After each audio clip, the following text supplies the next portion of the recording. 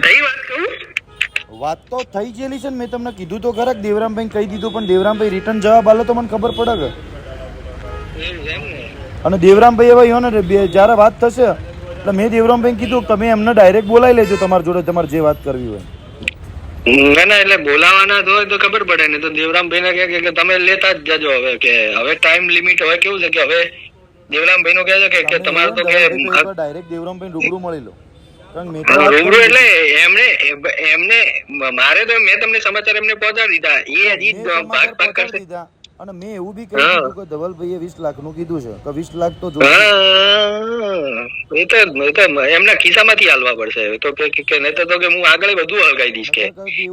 ચોખ્ખી ધમકી ધવલભાઈ આપી છે, નકર એજન્સી નું કામ. અરે હું તો આગળનું મયુર દેસાઈ નું હલગાઈ દઈશ. ધવલભાઈ મારી વાત મેં એમને કીધું છે કે ધવલભાઈએ ચોખ્ખી ધમકી આપી છે કે જો 20 લાખ નહીં આપો તો હું કામ કંપની નહીં કરવા દઉં.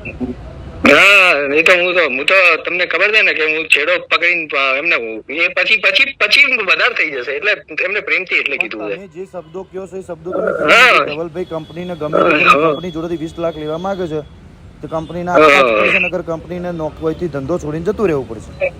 હા, નુકસાન કરીને જવું પડશે, બધું મૂકીને જવું પડશે, ઉપરથી રિકવરી આવશે ને બીજું ઘણું બધું ઉપર થશે. અને મેં એમને એવું કીધું કે ધવલભાઈ ના ઘરે મકાનનું કામ ચાલે છે, એના માટે પૈસા જોઈએ છે. બસ તો આ કહી દીધું ને તમે તો કે ફરીથી એકવાર રિમાઇન્ડર કરાવી દેજો. કાલ સવારે એમને કહેજો કે ફોન કરી નાખો. કરાય અને બેવું હોય ને તો દેવરામભાઈ તમે ધવલભાઈ મળી લો.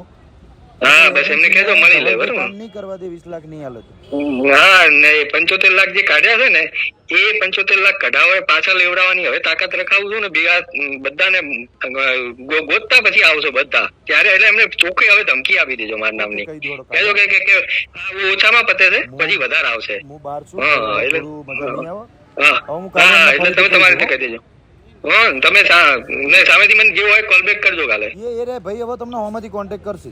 હા, બસ એમને કહી દેજો એટલે નહીં તો પછી હો ને. હા હા.